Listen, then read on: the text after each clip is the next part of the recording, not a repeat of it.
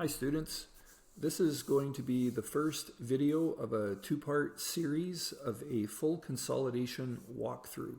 I know there are lots of times students have asked me for examples, so I thought we would do a full example, and it might take a little while, but it's probably going to be worth it for you.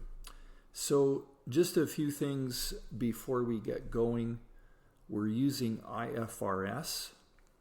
And you may recall that IFRS has two allowable consolidation methods, one based on the entity theory and the other based on the parent company extension theory. So we're using the entity theory in these videos, and you may see this called the fair value enterprise method.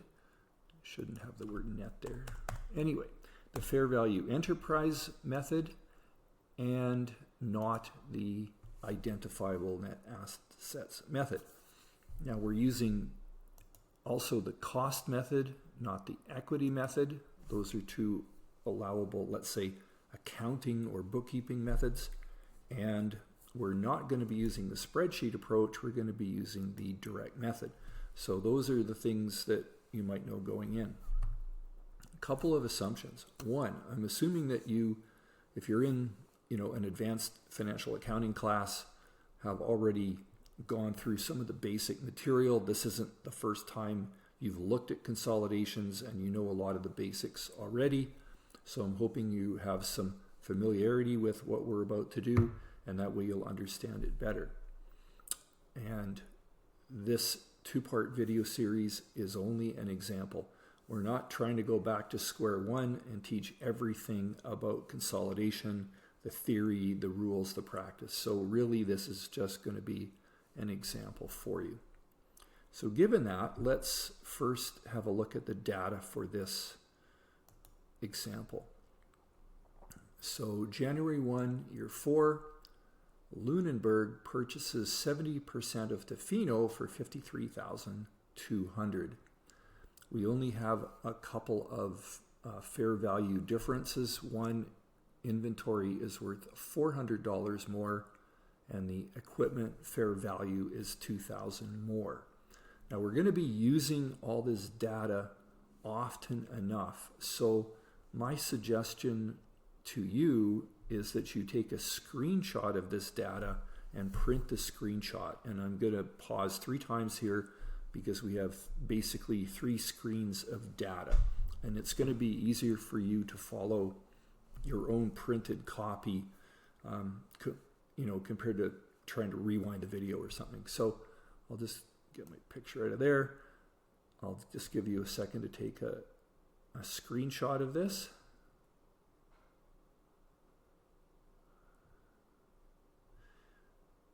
So there are the balance sheets for year 9. Now let's look at the income statements. Here are the 2 income statements. And again, I'll pause for a moment while you get a copy of that.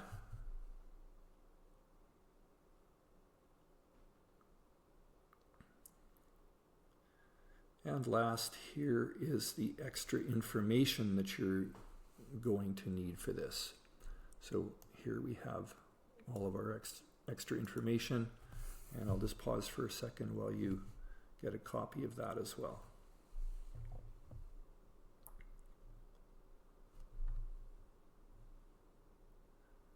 Okay, so assuming you have your own copy, I hope you do, we're going to have a look at first in this video the calculations that we need to use. So again, we're not using the equity method, we're using the cost method. So this isn't, not based on a worksheet. This is based on some calculations. So the first thing we want to do is figure out goodwill from this purchase. So key here is purchasing 70% of Tofino. So let's look at our goodwill calculation. So here's 70% ownership for 53.2, and what I'm doing here is just using a straight gross up. So we need the number that represents 100%. So we just divide and we get 76,000. So 76,000 would be, the implied fair value of the whole company, because that's what we essentially would have paid if we purchased it all. And again, this is under the entity theory. So common shares and retained earnings of Tofino, the subsidiary, at acquisition are 5,000 and then 26,000 for a total of 31. So remember that common shares plus retained earnings is essentially net book value, because it's assets minus liabilities. So you could see a list of assets and a list of liabilities and subtract. Same thing here, giving us an acquisition differential of 45,000. Now what we need to do is allocate the acquisition differential. So how are we going to use up this 45,000 to determine goodwill? Well, 400 of this occurs because inventory is worth $400 more, equipment worth $2,000 more. So this essentially uses up $2,400 of this amount, so that we can say, oh, okay, goodwill isn't 45,000, it's 45,000 less the 2,400 we could allocate to assets, or in some cases liabilities. Now we can see here on the screen that a simple subtraction leaves us goodwill of 42,600. Now I'd like to note this debit here. I found this is a really easy way to do this. You will find in some textbooks that they list everything and they don't really tell you what to do with it, add or subtract, or they use brackets instead of anything else, and you're supposed to know what to do with it. Well, inventory went up. It went up $400. That's a debit. A debit to an asset means that the company is worth more. So equipment, same thing. It went up. Equipment goes up with a debit. That means the company is worth more. Now, this still works if there had been a liability. Like, let's say bonds payable went down. Well, liabilities go down with a debit. It would have the same effect as an asset going up. You might need to think about that for a second, but if you've done some work with consolidations already, you know that anything that increases the fair value of this company uses up some of the acquisition differential. So here we have goodwill at 42.6. Now the first thing we should probably do after this is make our acquisition differential, amortization, and goodwill impairment table. Now that's quite a mouthful. We're just going to call it an ADA table, I think now. But I've got the date that we acquired this company, and we acquired it January year 4, but we're doing the consolidation for year 9. So we need years 4, 5, 6, 7, 8 inclusive. So 5 years. I don't need 5 columns. I can just put those in 5 years into one column. So inventory of 400, well, it had a fair value greater than book value. So we have to assume that it was sold in year 4. So the charge against this fair value increase is 400, probably happened in year 4. The equipment had 10 years remaining at acquisition. So of course, 2,000 was the increment, divided by 10 is 200 a year. So 5 years is 1,000, and here is the year 9 amount, 200 for 1 year. Now 2,000 less the 1,000 less the 200 is a remaining balance of 800. So keep in mind that your subsidiary is depreciating their equipment based on their own historical cost. You are just depreciating the additional fair value increment, so that by the time their equipment wears out, you have charged that 2,000 to earnings. So that's why we need to have extra depreciation to lose or use up that $2,000 as the equipment is also used up. Now goodwill, I do have this close. I'm just going to show you the data here. And we say, just made this up. Goodwill impairment is $4,000 in year 8 and $760 in year 9. So I'm going to put those into this table. So here is the beginning amount. Here's the $4,000 impairment that happened between years 4 to 8. And here's the $760 in year 9. And you subtract these to get the new balance.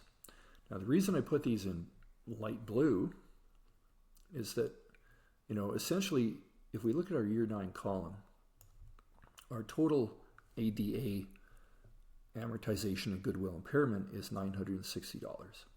This is year 9. That involves 1 year of ownership. That goes to the income statement. One way or the other, it's going to go to the income statement. The balance, of course, what's left is about what you have. That's going to go to the balance sheet. And I'll show you how we're going to do that. So I've highlighted these in blue so that we can come back to them later and see how they appear on both the income statement and the balance sheet. Okay, now typically the next thing we would do as we approach this consolidation is we would remember that we need to eliminate intercompany items. So this could be intercompany sales, could be intercompany fees such as management fees or consulting fees. So any kind of intercompany expense must be eliminated, because when we consolidate, we are presenting this as one large economic entity.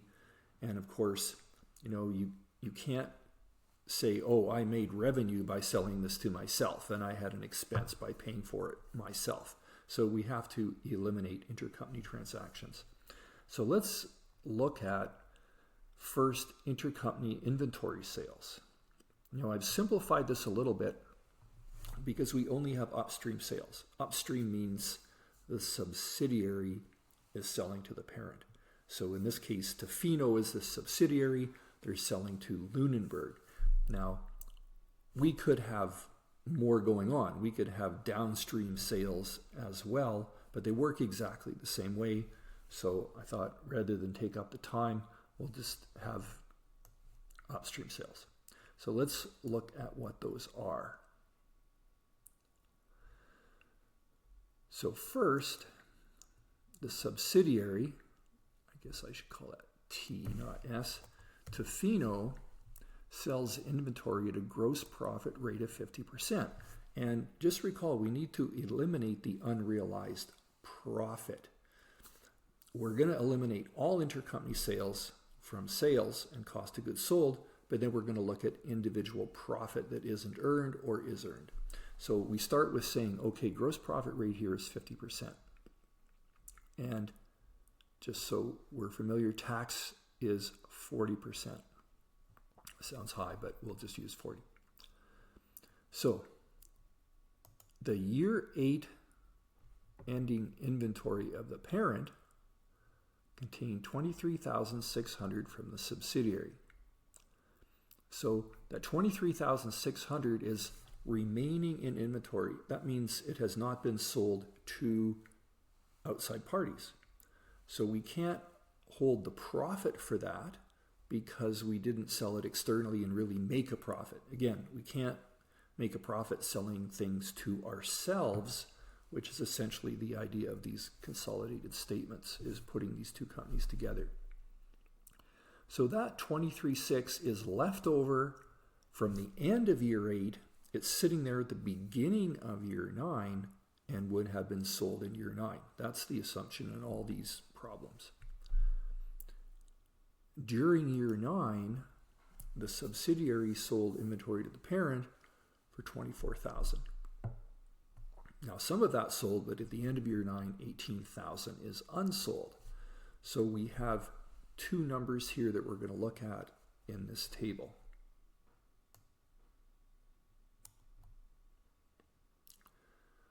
So first of all, we'll call this realized profit in beginning inventory.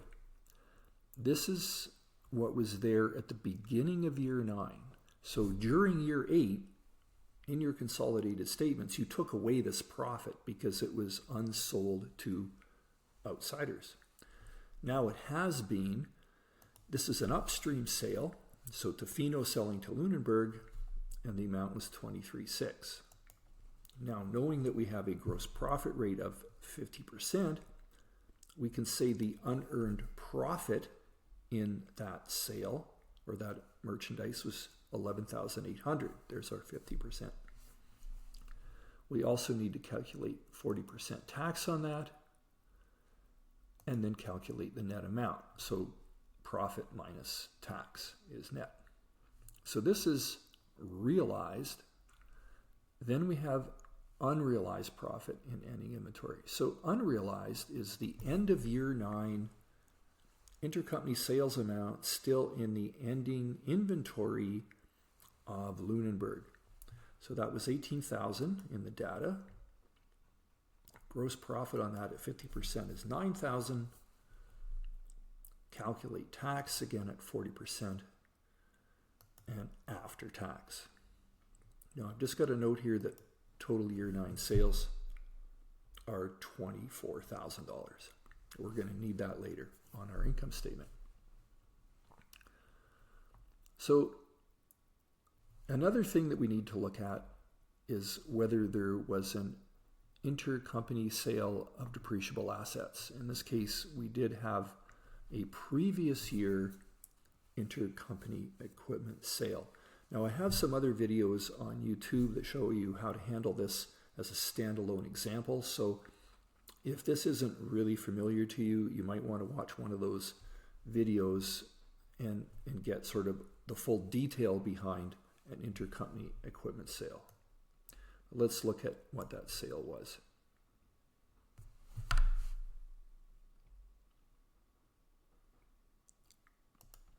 January 1 year 5, the parent sold equipment to the subsidiary for $12,000, including a $1,440 gain.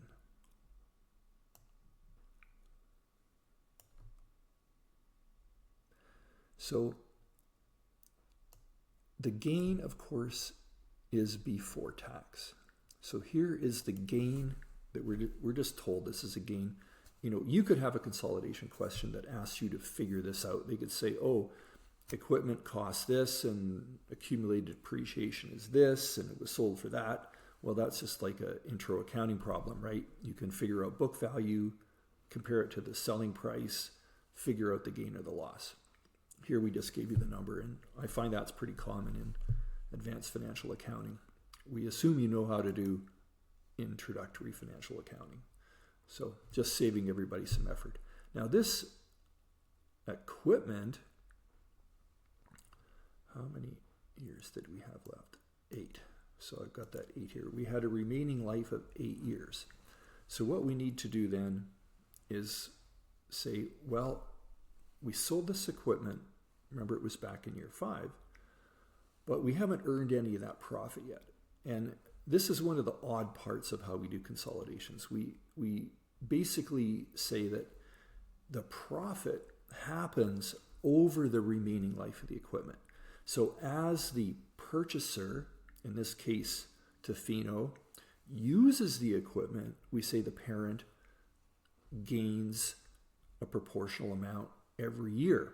And if you think about it, this keeps us from throwing our financial statements off. Like if there had been a massive intercompany sale of assets and you could realize the whole gain in 1 year, that would throw off the individual statements quite a bit. Or sorry, the consolidated statements quite a bit. So we're stretching this out over the life of the equipment.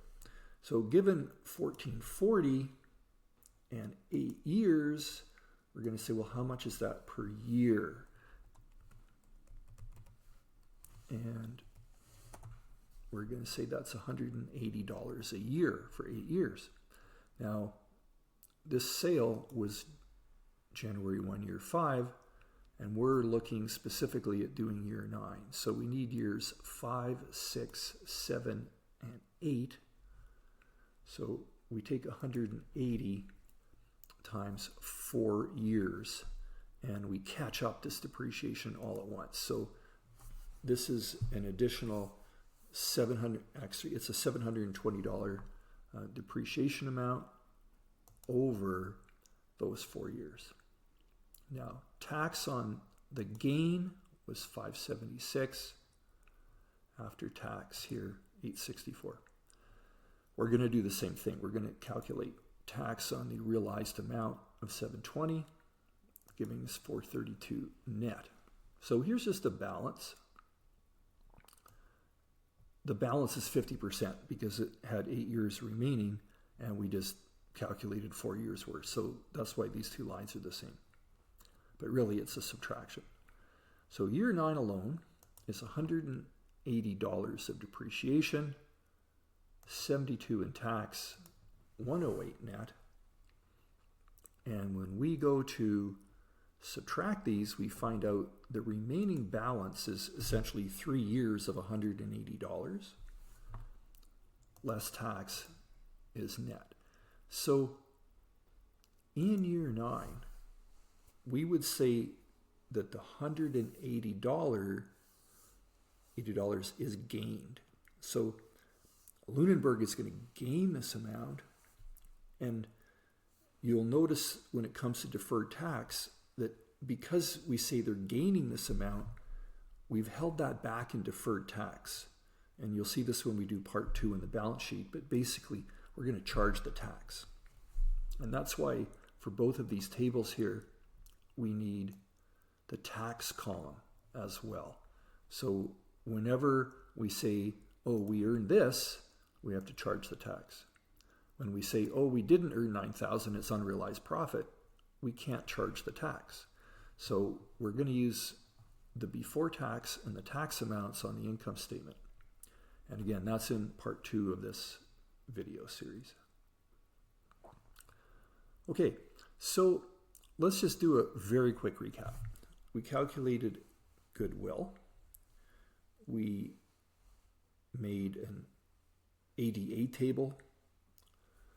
We made another table to cover intercompany inventory profit and another table for intercompany equipment sales.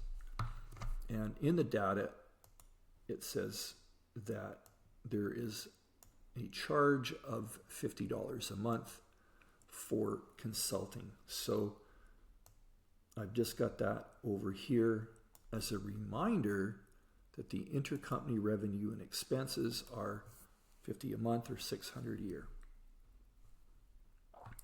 So now what we want to do is look at the end of year calculations. And you know, in some ways, some students might be smart enough or careful enough, more likely careful enough to go straight to the income statement after these. But what we're going to do is we're going to calculate consolidated net income and get a check figure. And then we're going to calculate consolidated retained earnings and get a check figure. It's not a plug. You should be able to calculate this number.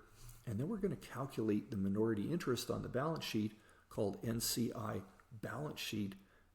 And that's a calculation as well. So if we do all our calculations right, then the income, which I'll explain here in a moment, our income that's going to be consolidated net income of $91.24 will be the same number on the income statement. And the number we get for retained earnings and NCI balance sheet will also work on the balance sheet. That's what we're hoping. And in a way, as a student, that's one way you know if you're balancing or not balancing. There are a lot of ways to make a mistake on a consolidation. One little slip up and you won't balance. If you keep at it long enough, you'll figure out where it is most times. It's not a guarantee. Okay, let's look at the calculation of consolidated income. So we're going to start with the income of Lunenburg, and then we're going to make adjustments that are necessary for year 9. Then we're going to go to the income of Tofino, and we're going to make adjustments as well. Now, just keep in mind, income is over a period of time, not like retained earnings that has a continuing and changing balance. This is 1 year. So we want to know what is the effect of all these changes we made in previous calculations for just year 9. So in your data, the net income of Lunenburg was $6,000. Now also in your data, if you have a look at the data, you will see that Tofino paid dividends. So I'm just going to show you here. Retained earnings, this is Tofino here. Here's the dividends, $39.20. Well, again, you can't have revenue from yourself. We're treating this as one economic entity. You can't pay yourself a dividend. No matter what you hear in some investment circles, pay yourself first. There's actually no such thing as paying yourself. You can do whatever you want with your money. You can invest it, but you can't actually pay yourself. So we have to take the 70% of dividends from the subsidiary, and we have to take them away from Lunenburg's net income. So that was part of their net income. You'll probably see this in the income statement in another problem as part of other revenue. It might say dividend income, but it's probably part of other revenue. So we take away 70% of the dividends. Now, our equipment amount is just here. And how much did we realize this year in profit? Well, just a reminder, the whole idea is that Lunenburg is realizing this profit over the 8 years remaining life of the equipment. Every year, they realize a portion of this profit as the subsidiary uses it to earn presumably more money. Otherwise, why would they have bought it? So this is our year 9 row. And notice that before tax and tax is after tax of 108. So, we could, in theory here, add 180 and take away 72, but typically in this calculation, we just use after tax. So here's our 108, and this is realized from the intercompany equipment sale. So this is not equipment that they had when we acquired them. This is an intercompany sale. So here's the 108. This is the adjusted income then of Lunenburg. So now let's look at Tofino. So one thing that's going to happen here is we're going to start with Tofino's income. And recall that there were beginning of year 9 or end of year 8 intercompany profits, and those are here. So this is before tax. Here's tax. $7,080 is after tax. So this has now been earned. We basically took it out of earnings in year 8 because it had not been sold to outsiders, and now it has been sold to outsiders. So the original seller, Tofino, can book that profit in a consolidated sense. Remember, their individual statements already have this profit there, right? Both companies still do individual financial statements, but on a consolidated basis, our consolidated company has earned the profit, and the net 7080 can be added to their income. So I'll scroll down here. Here's the plus 7080. Now let's look at what else happened in year 9. Well, in year 9, if we look at this income statement, we look at the year 9 column on our ADA table, you'll see that this 960 is a charge for the year. This is extra depreciation of 200, so keep that in mind later for the income statement. It's extra depreciation. And this is goodwill impairment, also a charge, totaling 960. So just year 9, we have to take away 960. And then the last item is the unrealized profit in ending inventory. So just as we added realized profit from the beginning, we're going to look at this chart again and we're going to see, okay, the net unrealized profit was 5,400. We cannot count this as profit because it hasn't been sold to external people external to our consolidated companies. So this is really 9 less tax is 54. You're going to see both of these numbers on the income statement, but they net out to 5,400.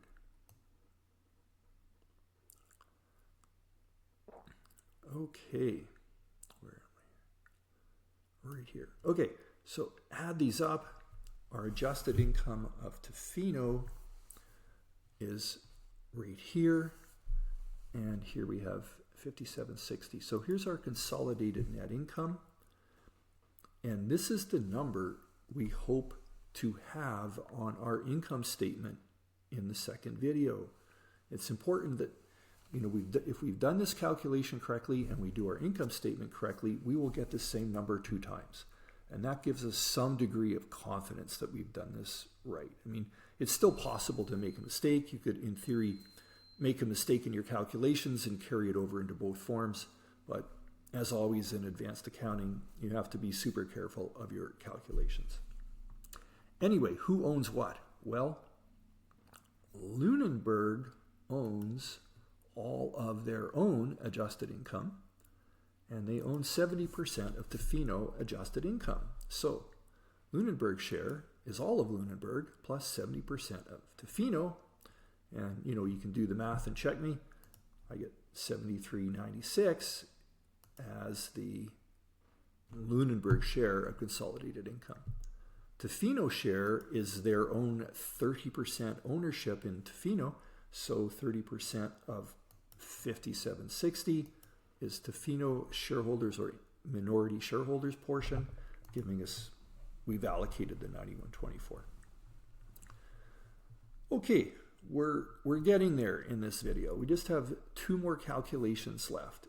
One, let's calculate consolidated retained earnings for the balance sheet, and then we're going to calculate NCI balance sheet again for the balance sheet.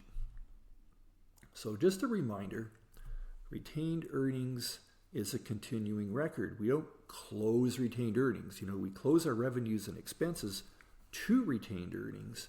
So we're looking at you know, the total here from running this company since we bought it.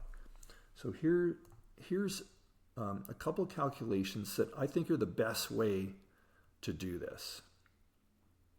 And, you know, depending on the textbook you're using, assuming you have a textbook and you're using IFRS, there are a couple of ways to calculate NCI balance sheet. I'm using one way that I think is easy. So I think this is a lot easier, and that's the only one I ever use. So first, retained earnings.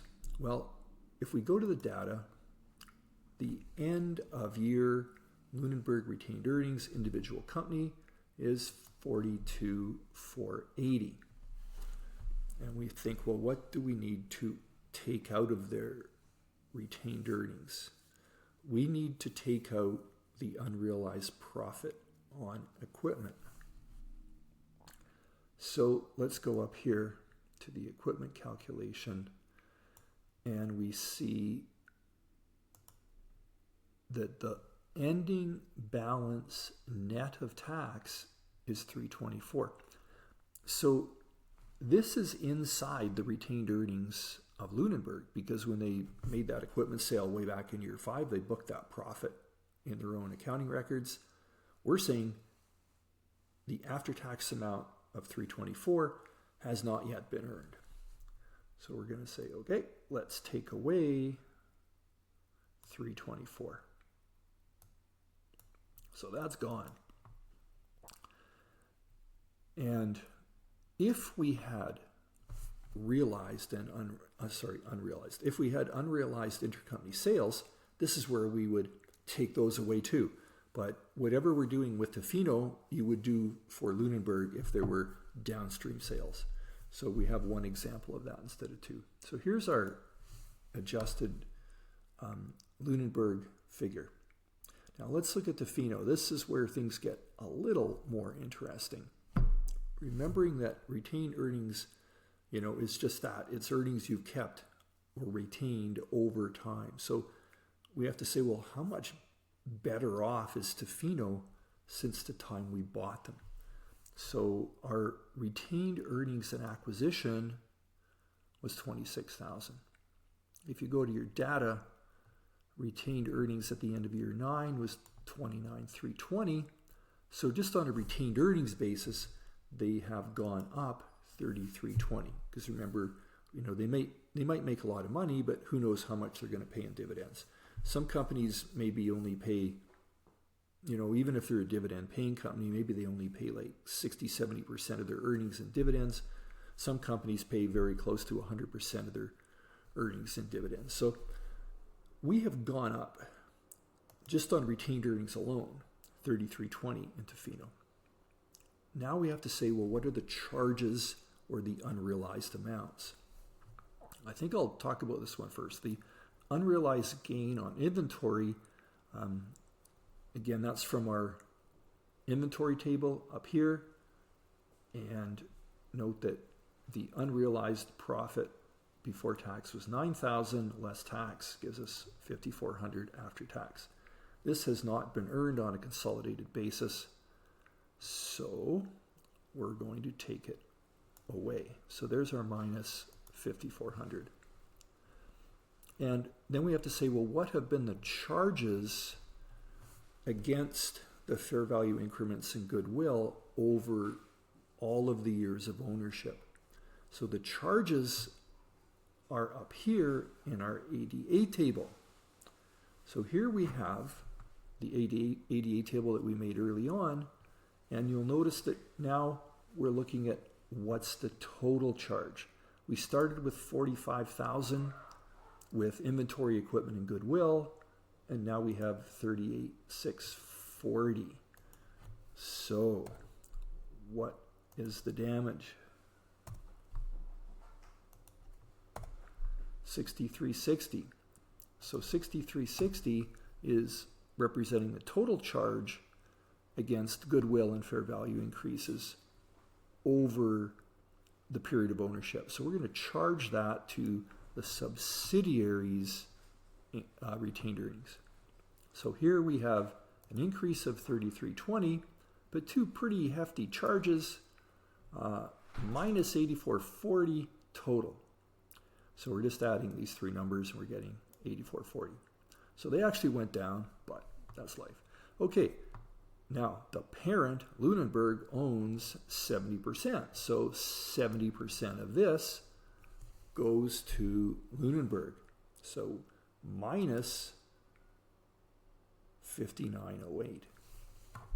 So we take our 42, the Lunenburg number, take away the $59.08, and we're left with consolidated ending retained earnings of $36,248. And I just want to change this. This is not from January 1. This is for sure ending.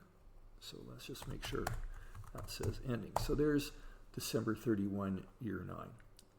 This is the number that's going to go to the balance sheet and help us balance. Last calculation, let's calculate the NCI balance sheet number. So the reason I like this calculation is it's all about what do the minority shares own. So let's just go over what they own. We're going to multiply everything by 30%. So they own the common shares of Tofino. They own retained earnings of Tofino. They own any unamortized acquisition differential amortization and goodwill impairment. So again, our ADA table, they own what's left. And then we have to take away any current unrealized gains sitting there at the end of year 9. And of course, the same unrealized gain we just looked at was the net inventory unrealized amount. So if you use this method, it's actually pretty simple. You know, if the equipment had been an upstream sale, we would be taking away the equipment unrealized gain net here. So from their balance sheet and the data, here's current common shares and retained earnings, subtotaled.